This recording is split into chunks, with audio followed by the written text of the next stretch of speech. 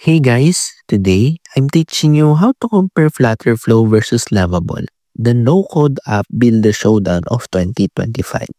If you're a founder or developer trying to pick the right tool, this guide is for you. Lovable is designed for speed and simplicity. You describe your app in plain language and it instantly generates clean, production-ready code. It's perfect for rapid prototyping, MVPs, and non-technical founders who want to launch fast without heavy setup. Flutterflow, on the other hand, is a visual builder powered by Google's Flutter framework.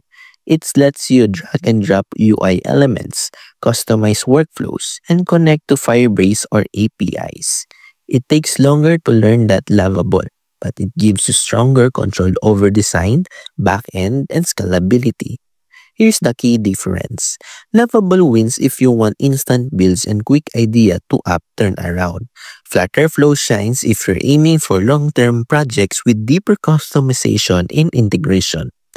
So that's Flutterflow versus Lovable in 2025. Thanks for watching and catch you in the next one.